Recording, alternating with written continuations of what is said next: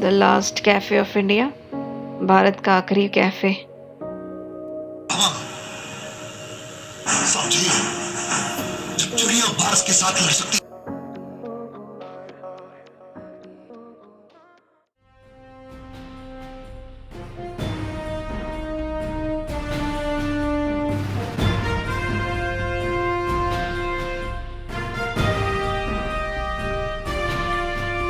War heroes, they really made us proud.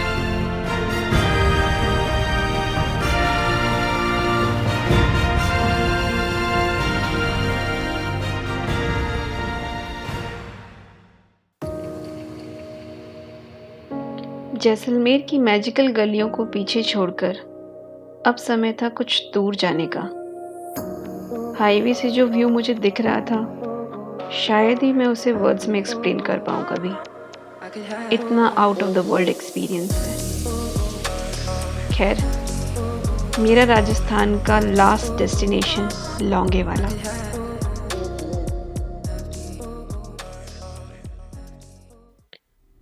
आप सबने एक मूवी ज़रूर देखी होगी, भूल भुलैया, और पसंद भी की होगी। पर ये भूल भुलैया होता क्या है, ये बात आपसे और हमसे ज़्यादा पाकिस्तानी सेना को पता है। पर ऐसा क्यों? क्योंकि ऐसी ही एक भूल भुलैया 1971 में बनी थी, राजस्थान के जैसलमेर में। एंड उस भूल भुलैया में भटकने वाले थे पाकिस्तानी आर्मी के टैंक। राइट वाली इमेज बर्ड व्यू से ली गई है। ये निशान उन पाकिस्तानी टैंक्स के हैं जो रात भर रेगिस्तान में भटकते रहे। लौंगेवाला पोस्ट के 120 सोल्जर्स पाकिस्तानी आर्मी के 3000 सोल्जर्स पे भारी पड़े थे। कभी भी वर्ल्ड्स मोस्ट रिमार्केबल बैटल्स की बात होती है तो लौंगेवाला का नाम वहाँ ज़रूर आता है।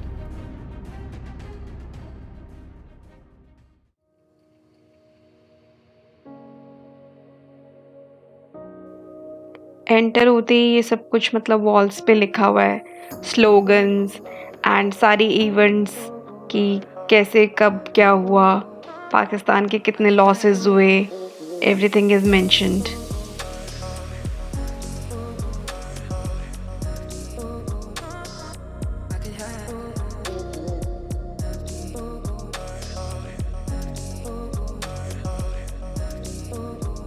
ये एक डिस्ट्रॉयड टैंक है, पाकिस्तान का टैंक है जो इंडिया ने डिस्ट्रॉय कर दिया था बैटल के वक्त। ऐसे 36 टैंक और हैं जो डिस्ट्रॉय किए गए हैं, पर सबको यहाँ एग्जीबिशन में रखना शायद मुमकिन नहीं है। ये राइट साइड में बंकर है एक्चुअली, बट राइट नाउ इस बंकर के अंदर जाते हैं एंड वहाँ पे एक मूवी दिखाई जाती है।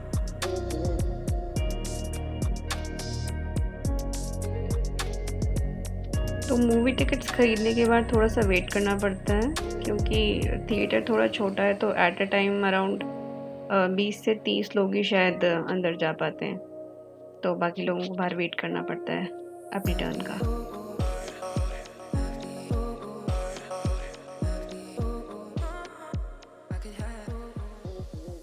यहाँ मुश्किलों को पार करके वीरता, पराक्रम और अदम्य साहस की वो गाथा लिखी गई जो सारी दुनिया के लिए एक मिसाल बन गई। 4 दिसंबर 1971 की उस सर्द चांदनी रात में जिस निर्णायक युद्ध की पृष्ठभूमि तैयार हुई, उसे आधुनिक भारत के इतिहास में कभी नहीं भुलाया जा सकेगा। प्रस्तुत है पश्चिमी मोर्चे पर लोंगेवाला का रण क्षेत्र, जिसने 1971 के युद्ध में एक निर्णायक भूमिका अदा की। संत एक और हमला करने का फैसला किया। बांग्लादेश से हजारों किलोमीटर दूर भारत पाकिस्तान सीमा पर राजस्थान की लोंगेवाला पोस्ट पाकिस्तानी हमले का शिकार बनने वाली पहली कुछ जगहों में से एक थी। 4 दिसंबर 1971 की रात में लेफ्टिनेंट धर्मवीर की प्लाटून को पेट्रोलिंग करते समय सीमा पार से हलचल का शोर सुनाई दिया। इस हलचल में उन्हें साफ साफ पता चल गया कि वहां बड़ी संख्या में टैंक हैं जो लोंगेवाला की तरफ ही आ रहे हैं। पोस्ट लोंगेवाला हमारी पोस्ट की तरफ बढ़ रहे हैं। हमारी पोस्ट पे हमला करेंगे सर। ओवर।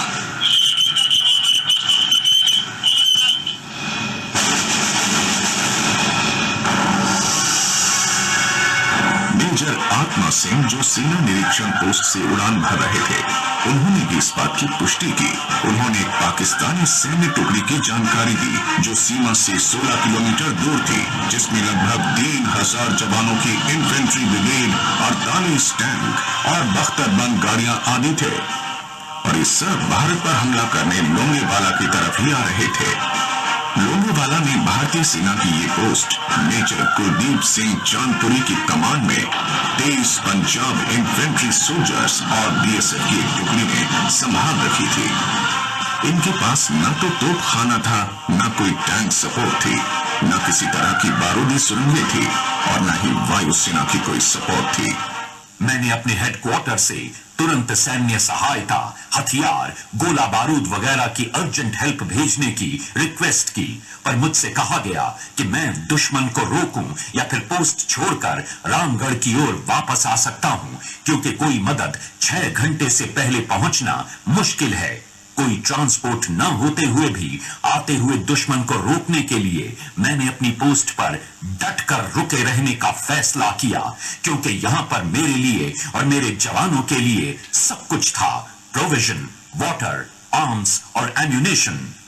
आज की रात हमारे लिए इम्तिहान की रात है, क्योंकि एयरफोर्स कल सुबह तक हमारी मदद के लिए नहीं आ सकती, और सुबह होने के लिए काफी वक्त बाकी है।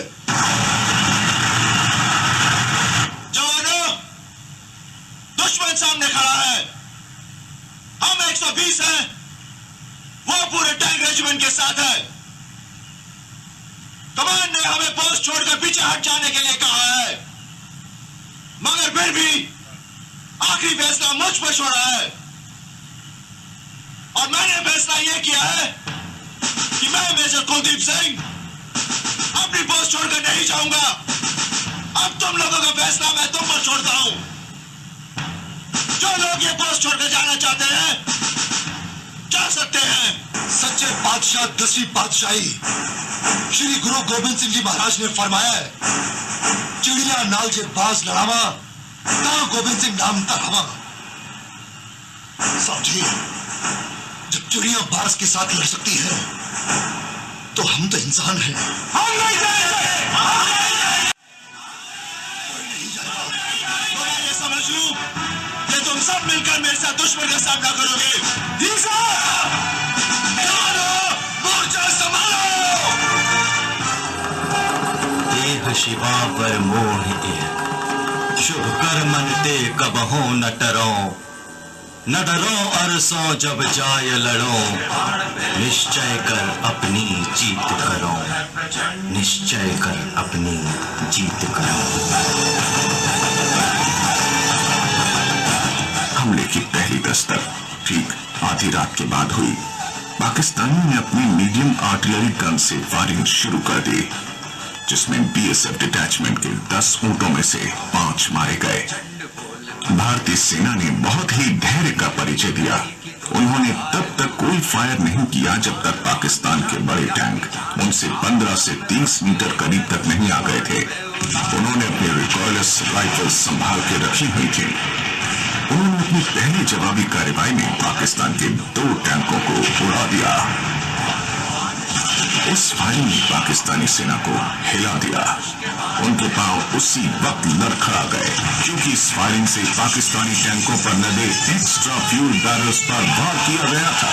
पाकिस्तानी सैनिक इन टैंकों पर जैसलमेर तक जाने के लिए एक्स्ट्रा फ्यूल के टैंकर साथ लेकर चल रहे थे। इस धमाके से इन टैंकों में जो आग लगी वो इतनी ज्यादा थी कि ऊंचाई पर बैठे भारतीय सैनिकों को सारा मंजर साफ साफ दिखाई देने लगा, जबकि पाकिस्तानी सैनिकों के सामने आग और धुएं ने पर्दा बना दिया था। हमारी तरफ बढ़ती पाकिस्तानी सेना को रुकना पड़ा। पाकिस्तानी सैनिकों को कांटेदार तारे दिखाई दी जो अंधेरे के कारण उनसे नजरअंदाज हो गई थी। वो सतर्क हो गए थे, क्योंकि उन्हें शक हो रहा था कि आसपास बारूदी सुरंगें बिछी हुई हो सकती हैं। पाकिस्तानी सेना ने बारूदी सुरंगें ढूंढना शुरू की, और इस काम में उन्होंने अपने महत्वपूर्ण 2 घंटे गंवा दिए। सुबह की रोशनी उन्हें मात देने की तैयारी कर रही थी। पाकिस्तानियों ने 2 घंटे बाद फिर से इस पोस्ट को घेरने की कोशिश की, लेकिन वो नाकाम हो चुके थे, क्योंकि जब तक वो दूसरे हमले के लिए तैयार होते, उनके टैंक और बख्तरबंद गाड़ियां लोंगेवाला पोस्ट के आसपास की रेत में धंस गए थे।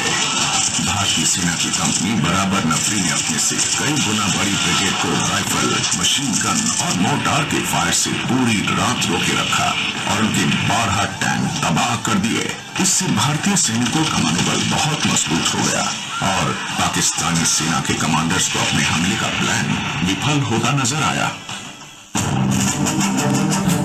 सुबह होने तक भी पाकिस्तानी सेना भारतीय जमीन पर पांव नहीं जमा पाई थी।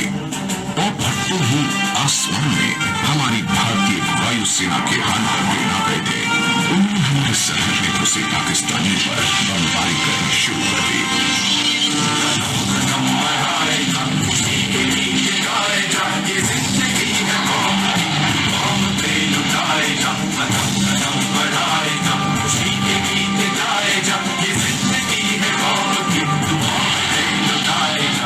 There was no panic as such, but we decided to change the armament load of the aircraft to tank penetrating rockets. Yes, that was intense. Goosebumps आ गए थे।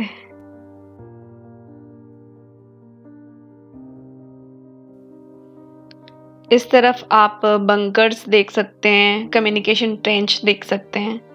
तो बंकर्स उस टाइम पे तो वर्किंग थे, फंक्शनल थे, बट अभी तो खाली ऐसे ही रखे हुए हैं। बट लेकिन प्रेजेंट अभी भी हैं। एंड कम्युनिकेशन ट्रेंच में पूरी रेत चली गई है, तो अभी वो दिखती नहीं है, बट प्रेजेंट अभी भी है।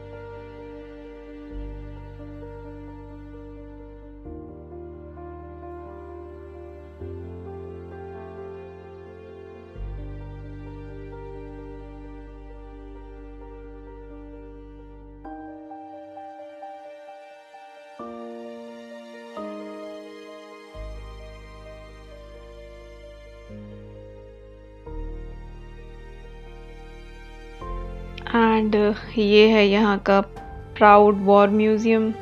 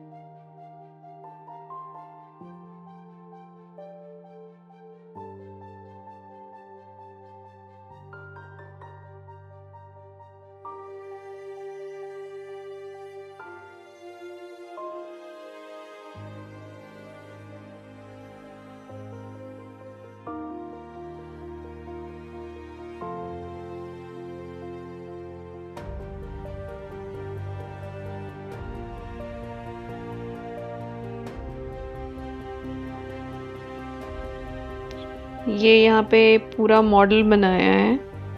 तो इधर पाकिस्तान की फोर्सेस हैं, लेफ़्ट साइड में, राइट साइड में इंडियन फोर्सेस हैं। पूरा दिखाया हुआ है, सबके पोजीशंस बताए हैं, everything. Nice, this one is nice.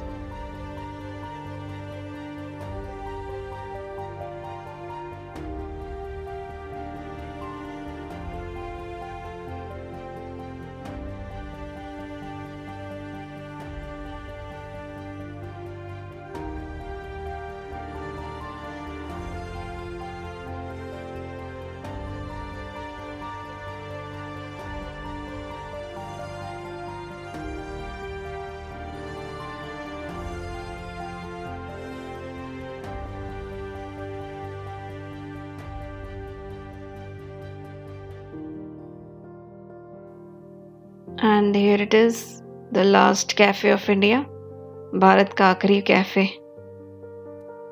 खाया मैंने यहाँ पे कुछ नहीं, बट अगेन वाइब थी।